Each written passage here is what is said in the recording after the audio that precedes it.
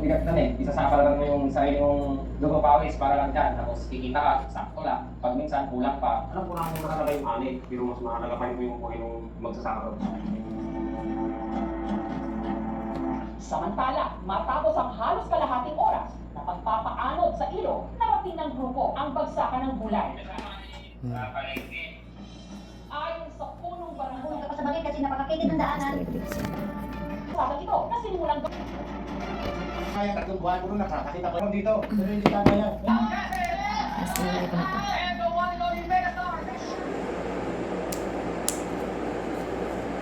Ang tibay niya.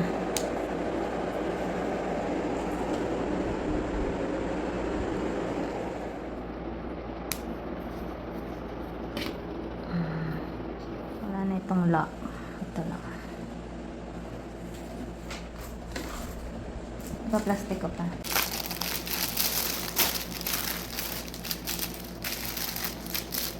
Ano ba nakakuha?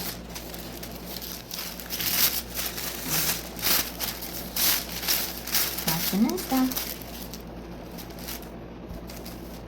Lagyan natin sa loob para mabukod.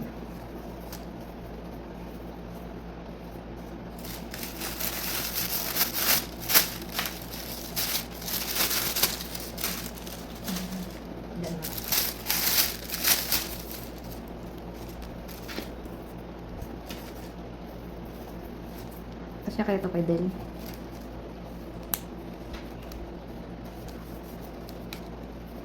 Mga babae na eh.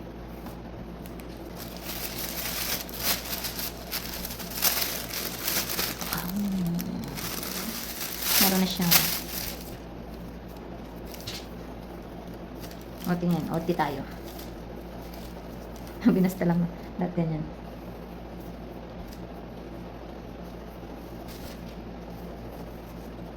Papagawa ulit ata si Garod ng ganda ng bro pagka-brown. Ha?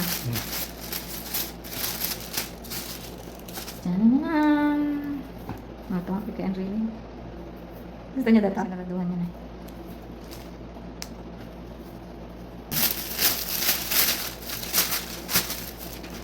Ganda yun. Na, nalagyan siya ng ano. Design. Ganda pa ng plastic peach.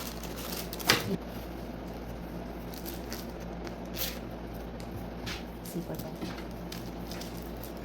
Kasya ang for deliverance. Hindi magkasya. Ayan.